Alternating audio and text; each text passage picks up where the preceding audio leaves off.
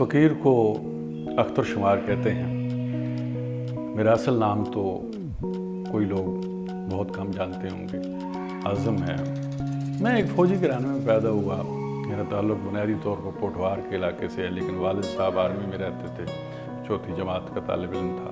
तो हम मुल्तान आ गए तो यहीं तालीम फिर हासिल की, यहीं से फिर एमए तक सिलसिला तालीम भी हुआ और यहीं पर शायरी का ज़ौक़। लेकिन वालिद साहब आर्मी मैन थे, तो आपको पता है कि हमारे घर का माहौल उस तरह रवायती सा नहीं था। शाम को लाइटें ऑफ, और अगरचे वो ज़माना बड़ा सादा और बड़ा खूबसूरत ज़माना था। अभी मैं वो जब माजी में झांकता हूँ कि एक सहन है और उसमें चारपाइयाँ बिछी हुई हैं, एक पंखा लगा हुआ है, उसमें सब सोए हुए हैं और चांदनी रात है। तो अब जब मैं मैट्रिक में था तो मेरी सारी क्लास के जो थे ना लड़के थे, वो जितने भी क्लास फेलो थे, उन सब के तखल्लुस थे, मेरा नहीं था तखल्लुस। मतलब है कोई था फ़ानी, कोई नाज, अनायतुल्लाह नाज, मोहम्मद हुसैन अंजम, फजलुर रहमान आजिज़, अशफाक अहमद दिलवी, इस तरह मुख्तलिफ नाम। और वो एक ताहिर हुसैन आरजू। मैंने कहा यार ये क्या, कहते ये शायर होता है और बंदा शायर वो नाम लिखता है। तो मैंने कहा यार मैं क्या नाम रखूँ। खैर तो इस तरह वो थोड़ी बहुत पहली दफ़ा मैंने उन्होंने कहा जी नज़म लिखा है, तो मैं भी एक नज़म लिख के ले गया। माँ पर लिखी, तो फिर एक परचम पर नज़म लिखी। तो इस तरह एक शायरी का एक झुकाव था और मिजाज शायराना तो था, ज़ौक़ जमाल भी होता है, यानी बचपन से ये एक वदीयत होती है अल्लाह ताला की तरफ से। तो वो वालिद साहब तो बत्ती तो बंद हो जाती थी ना, वो लाइट आप जला नहीं सकते, तो वो मैं चांदनी रात में सराहने कागज़ कलम रख के ना वो सो जाता था, तो रात को कोई मिसरा वो तारों को देखते हुए चांदनी में वो कोई लिख लेता था। इस तरह शायरी का शौक़ पैदा हुआ। फिर उन दौर में मैट्रिक के बाद मैंने जब इंटर किया तो साथ मैंने डिप्लोमा कर लिया इलेक्ट्रिकल सुपरवाइज़र का, तो वो भी साथ साथ चलता रहा। साथ साथ मैंने क्लासिकी शायरी, ये जो ज़ौक़ के या गालिब है या जितने भी मीर, दर्द, सौदा, ये सारे उन दिनों में हमने पढ़ डाले थे। फिर कुछ और किताबें इस तरह नसर की किताबें थी, कुछ रूसी लिटरेचर था उस दौर में हम पढ़ते थे, तो वो किताबें पढ़ी। नावल उसमें ख़ास तौर पर वो गोरकी का जो थी वो माँ, वो और सत्य हसन का वो माजी के मज़ार, मूसा से मार्क्स तक, इस तरह की जनाब किताबें भी पढ़ते रहे। तो मुताले का रुझान और शायरी का इस तरह होता।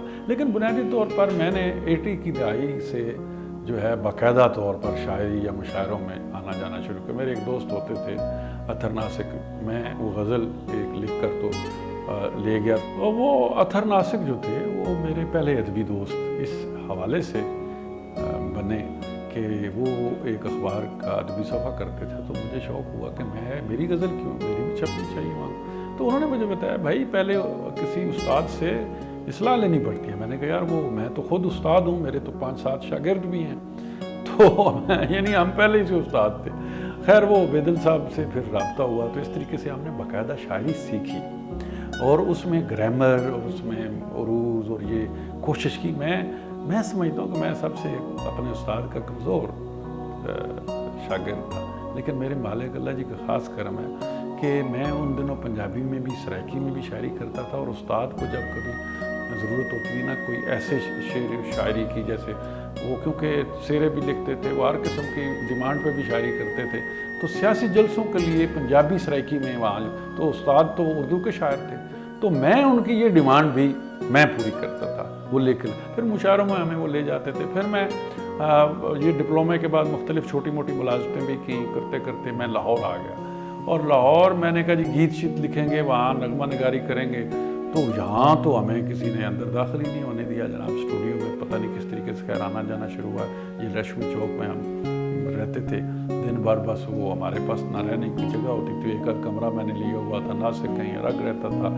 बड़ा अच्छा ज़माना था, लेकिन ज़ाहिर है वो एक स्ट्रगल का ज़माना था। लाहौर में जो है ना स्ट्रगल करनी पड़ती है। तो मुख्तलिफ़ जगहों पे रहे, मुख्तलिफ़ अखबारों में काम किया, मुख्तलिफ़ जगहों पे कई एक ऐसा भी अखबार था जहाँ किताब मैं लिखता था, नाम किसी और का छपता था। तो उस वक्त रेडियो पर स्क्रिप्ट मैं लिखता था, उसके 25 रुपये मिलते थे।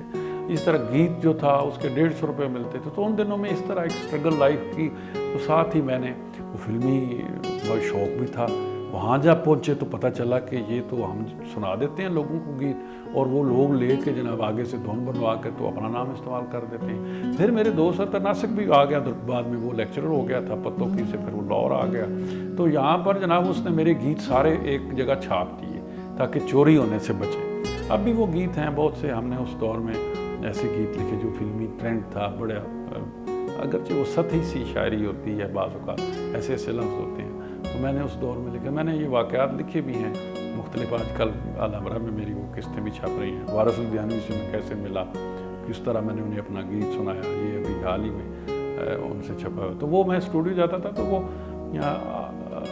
मैं देखता रहता था, मुझे बताया कि ये वारिस साहब हैं, तो मैंने कहा यार इनसे बात करते हैं, लेकिन किस तरह बात की जाए। वो भी 9 नंबर वैगन पर बैठते थे, मैं भी इधर रहता था शाद बाग की तरफ, तो वो पिछली सीट पर वो बैठ जाते थे। मैं भी एक दिन उनके साथ जुड़ के बैठ गया कि चलो शायद कोई रास्ते में बात हो। समनाबाद आके जाके कोई थोड़ी बहुत ट्रैफिक जाम था या क्या था, तो वहाँ से थोड़ी सी गुफ्तगू का आगाज़ पैदा हो। सवारियाँ जब आपस में गुफ्तगू करती हैं तो मैंने भी बोला, उन्होंने भी कोई बात की, तो वहाँ मैंने कहा मैं आपका बड़ा फ़ैन हूँ और आपकी शेर हूँ। तो उन्होंने मुझे मेरे साथ मतलब देखे बगैर ही हुआ करते रहे, तो हाँ ये है। मैंने कहा जी आज के शायरों ने वो तवज्जो नहीं दी। ज़ाहिर है मैं उस वक्त एक दुबला पतला क्लीन शेव सा नौजवान, तो वो क्यों तवज्जो देते, मुझे इतने आदाब भी नहीं पता था कि एक बड़ा शायर है उसको क्या करना है, उसको शेर कैसे सुन। लेकिन मेरा दिल था कि मैंने आज शेर सुनाने हैं। वो कहते हैं जी कोई शायर नहीं है नवा, बिल्कुल एवं ही आ जाते हैं मुंडे साढ़े शेर तोड़ मोड़ कर दें फलां ये। खैर जब हम स्टेशन पे उतरे तो GTS अड्डे के सामने, अब हम पैदल स्टेशन की तरफ जा रहे हैं। स्टेशन उस वक्त हमारा पड़ाव होता था, वो मेरा ड्राइंग रूम था प्लेटफार्म नंबर 2 पे। एक सब्ज़ चाय का वो बना हुआ होता था, बाहर एक बहुत बड़ा रखा हुआ था, स्टॉल सा था। अंदर वेटिंग रूम में हमारी क्योंकि सहाफ़त से ताल्लुक़ था, हम बड़ा रोब होता था उस वक्त सहाफ़ियों का, तो ऐसे ही हमने ना वो वेटिंग रूम वाला जो मैनेजर था उससे दोस्ती, तो हम वहाँ बैठते थे। अच्छा अब हम करीब आ रहे हैं स्टेशन की तरफ, तो मैं उनके साथ साथ चल रहा हूँ और मेरी तरफ देख भी नहीं रहे। उन्होंने एक टोपी सी पहनी हुई है और मैं उनके कंधे के साथ ऐसे मुंह लगा कर चलता जा रहा हूँ। मैंने कहा सर वो मैं भी गीत लिखता हूँ, और मैंने उन्हें जनाब एक मुखड़ा सुना दिया। मैं कि जदों चन्न मैनू बदली चो तकिया तो 14 दी रात हस पई। अच्छा उन्हें तो जैसे करंट लग गया, उन्होंने ऐसे देखा मेरे बाजू ऐसे पकड़ के, वाह यार। मैंने कहा सर नो दाद नहीं चाहिए, आप मेरे साथ एक कप चाय पियेंगे, मेरा यहाँ करीब ही मेरा ड्राइंग रूम है। खैर वो वहाँ बैठ गए जनाब, उन्होंने चाय पिए, मैंने बर्गर शर्गर हुआ, फिर बड़ी बातें हुई। मैंने उन्हें और गीत सुनाए। फिर मेरी उर्दू तो शायरी तो थी, वो मैं तो उर्दू गज़ल को शायर था। मैंने उन्हें सुनाया, वो बड़े खुश हुए। उन्हीं दिनों अज़हर जावेद का भी जिक्र हुआ कि वो मेरे दोस्त थे। उन्होंने मुझे कहा कि आप थोड़ा सा खाया पिया करें, आप फिल्मों में क्यों नहीं जाते। वो एक नया लड़का आया जहाँ से पता नहीं चोरों की बारात या कोई इस तरह के इकबाल, तो मैं इकबाल कश्मीरी से कह, उन्होंने मुझे गीत निगारी की बजाय कहा कि आप इधर क्यों नहीं जाते। खैर क्या वो गीत निगारी होनी थी, मैंने साथ ही एमए कर लिया था। तो फिर मैं एक डायरेक्टर थे एमए रशीद पाटे खान, और ये पुराने डैडी उन्हें कहते थे फिल्म इंडस्ट्री में। तो फिर उनके साथ मेरा हो गया, तो वो मुझे बेटा बेटा, और वो कहते थे कि ये वो असिस्टेंट नहीं है जो मतलब एक अदाकारों की मूंछें लगाता है या कपड़े या वो सीन याद रखता है, ये मेरे साथ स्टोरी में बैठे। तो मुझे टेबल पर बिठाते थे कालमें लिखना और ये। लेकिन उन्हीं दिनों मेरी पहली पोस्टिंग होगी कसूर में, तो मैंने उन्हें बताया, मैंने कहता फ़ौरन जाके ज्वाइन करो, ये फिल्म इंडस्ट्री इधर ये कहीं नहीं जाती। जब मैं अमेरिका जा रहा था, लेक्चरशिप हो गई, ज्वाइन कर ली, फिल्म इंडस्ट्री भी छूट, सिर्फ पार्क टी हाउस के रह गए, फिर इधर आना जाना, बस फिर ये सिलसिले शुरू हो गए। तो वो मुझे हेथरो एयरपोर्ट से मिले, उतरे जब हम इकट्ठे, तो मैंने पहचान लिया कि ये तो डैडी हैं जनाब। तो कहते मैंने कहा जी मुझे पहचाना, मैं वही हूँ जिन्हें आपने कहा था कि जी आप छोड़ो यार फिल्म इंडस्ट्री उतरी के पहले ज्वाइन करो। कहता मैंने ठीक नहीं कहा था। तो मैं मुशायरों पर जा रहा था, तो इस तरह मुशायरा भी चलता रहा। फिर जनाब अल्हम्दुलिल्लाह मैंने PhD की कसूर कॉलेज से बाद, फिर मैं गवर्नमेंट कॉलेज आ गया। यहाँ से जब PhD के बाद मैं FC में चला गया। FC कॉलेज में मैं सदर शोबा के CS से अब तक वहीं हूँ, यानी 2003 से लेकर पहला सदर शोबा, यानी जब ये नया सेटअप बना FC का, उससे अब तक दरमियान में 5 साल मैं الازہر یونیورسٹی اور عین شمس یونیورسٹی میں میں نے پڑھانے کے لیے اردو چیئر پر چلا گیا، تو وہاں 5 سال کے بعد آیا تو اب پھر وہی سلسلے ہیں۔ اب میری تقریباً 30 کے لگ بھگ کتابیں ہیں، سارے دوست احترام۔ ہاں، درمیان میں ایک ایسا بھی دور آیا کہ جب ہم نے 96 میں نے پہلا ادبی اخبار بجنگ آمد نکالا۔ بجنگ آمد ایک ایسا اخبار تھا کہ جس نے جناب بڑی ایک تھرتھلی سی ڈال دی، کیونکہ وہ ٹھیک پہلی تاریخ 15 روزہ تھا، وہ میں ٹی ہاؤس میں بانٹ دیتا تھا، ادبی ایڈیشن وغیرہ نکالتا تھا، تو بڑا جارحانہ انداز تھا ہماری صحافت کا۔ شائستگی کے ساتھ اختلاف بھی ہم کرتے تھے، یعنی تو طرح کسی سے آج تک نہیں کی، سب کی رسپیکٹ کی، لیکن ہم یعنی معاف نہیں کرتے تھے، ظاہر ہے خاص طور پر فنی حوالے سے، یا کجی ہے شخصیت میں، یا جس طرح کی 2 نمبری یا مافیا ہے، یا یہ جو ادبی مافیا ان کے بارے میں ہم لکھتے تھے، تو وہ دم چلا ایسا لگا بجنگ آمد کہ اب میں چاہوں بھی تو وہ جو ایک متنازع سا لوگ سمجھتے ہیں، حالانکہ ایسی بات نہیں ہے، میری شخصیت میں کافی تبدیلی بھی آئی ہے، لیکن لوگ ظاہر ہے وہ جن کے بارے میں آپ نے لکھا ہوا وہ کب آپ کو معاف کرتے ہیں۔ تو الحمدللہ یہ شاعری میں، تدریس میں ہم نے بڑی ایفرٹس کی، اور شعر بھی یعنی یہاں پر اس لاہور میں ایسے لوگ بہت کم ہیں جو دھن پر لکھتے ہیں، تو ریڈیو یا ٹیلی ویژن کی ڈیمانڈ عموماً وہ دھن پہلے بن جاتی ہے تو شاعری بعد میں کرنی پڑتی ہے، تو یہ ان کی ڈیمانڈ، یہ فقیر مجھے بلا لیتے تھے، وہ خالد اصغر وغیرہ اس وقت سی پی یو کے تھے۔ پہلا جو گیت میں نے لکھا وہ جن دنوں وارث صاحب کو میں نے سنایا تھا، ان دنوں ریڈیو ہی جاتے تھے گیت شیت دینے کے لیے، تو وہ ایک اعظم خان وہاں ڈپٹی کنٹرولر یا کیا پروگرام مینیجر تھے، تو انہوں نے کہا کہ ایک گیت رہتا ہے تو تم نئے نئے آئے ہو، شاعر ہو، اگر تو یہ اس پہ لکھ کے دکھو۔ اب جناب میں نے کہا جی، اس وقت مارشل لا کا دور تھا، تو وہ کہتے تھے کہ خوشی کے گیت لکھیں زیادہ اور کورس سانگ لکھیں آپ، تو اس میں وہ کہتے ہیں جی یہ گیت تو امجد صاحب لکھ رہے ہیں، یہ قتیل صاحب لکھ رہے ہیں، یہ بھی بشیر منظر صاحب نے لکھ لی، ایک یار فصلوں کی کٹائی پہ گیت چاہیے پنجابی۔ اب جناب میں غزل آگو آدمی، میں کیا بتاؤں کہ اچھا، میں نے کہا جی میرے لیے اب چیلنج تھا، تو میں نے وہ پہلا گیت جو سی پی یو میں دیا، تو وہ پروڈیوسروں کی آپس میں جھگڑا شروع، ایک کہتا تھا میں نے ریکارڈ کرنا ہے، وہ کہتا تھا میں نے ریکارڈ کرنا ہے، تو میری بڑی گڈ ول بن گئی سی پی سینٹرل پروڈکشن میں کہ میں اسی وقت بیٹھ کے گیت، تو وہ میں نے پھر گیت جو دیا، تو وہ مجھے تو نہیں، اس وقت میں تو غزل گو تھا، تو کہ فصلوں کی کٹائی پر ایک لڑکیاں کیا ان کے جذبات ہوتے ہیں ایک دیہات میں، اور کیا، تو میں نے پنجابی، اور چاہیے بھی پنجابی تھا، تو میں نے لکھا تھا کہ سب ہون گے پورے چاہ سہیلیے گاہ نی کणکاں نوں ہتھ لگ گئے، تو لان گیاں رنگ ہون محنت مزوریاں، آساں تے امیداں سب ہون گیاں پوریاں، نہ اپنا آپ گواہ تے غم نہ کھا نی کणکاں نوں ہتھ لگ گئے۔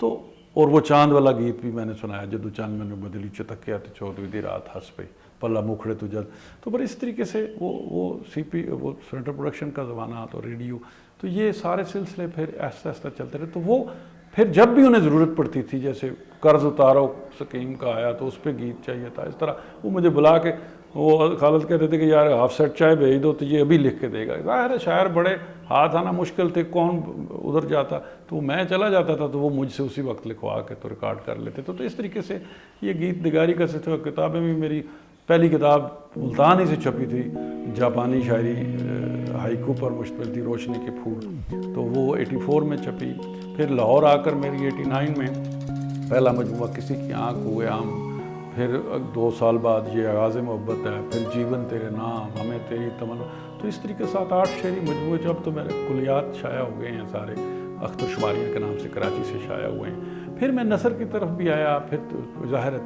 پی ایچ ڈی ہو گئی، صدر شعبہ بن گیا، پھر میں نے کالم پنجابی میں کتاب آئی، اس کو بھی مسعود خضر پوش ایوارڈ ملا، پھر کہانیوں کی ایک کتاب آئی، اس کو ایوارڈ پنجابی کا ملا، پھر کالموں کی پنجابی آئی، اردو کے 2 کالموں کا مجموعے ہیں، تو بہت سی اس طرح کتابیں اب تقریباً لگ بھگ 30 کے قریب میری شاعری، ادب، تنقید، تحقیق اس طرح کی کتابیں ہیں، تو یہ سلسلہ ابھی تک جاری و ساری ہے۔ بس ہم سمجھتے ہیں کہ یہ ایک درویشی سا کام ہے، اور اس میں کوئی بڑک یا کوئی دعویٰ نہیں چلتا۔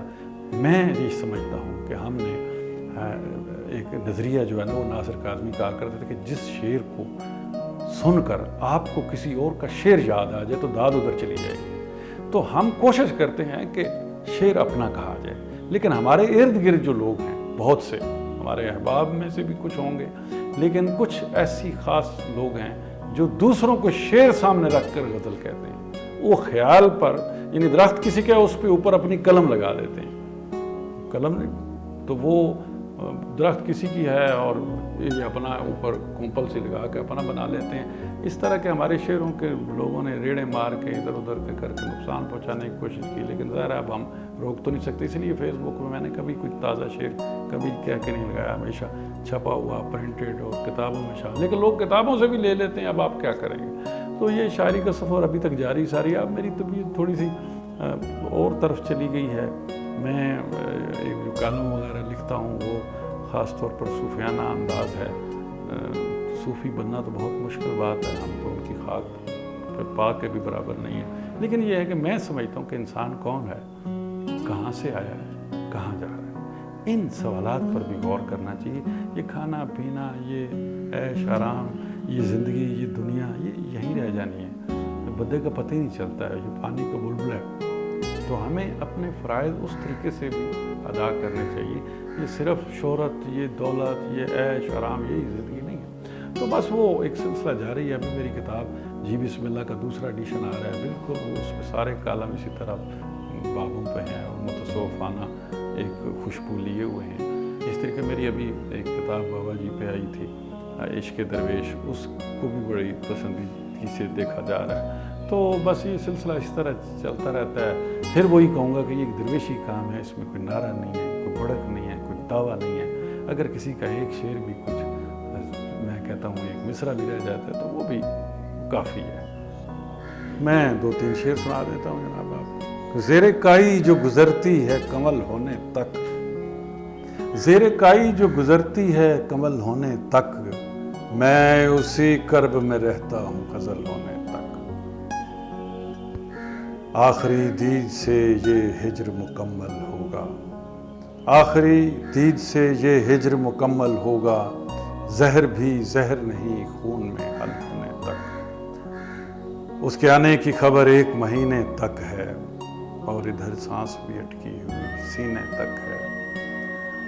تو مجھے اپنے تصور سے کہاں کھرچے گا، میری پرواز تیرے خواب کے زینے تک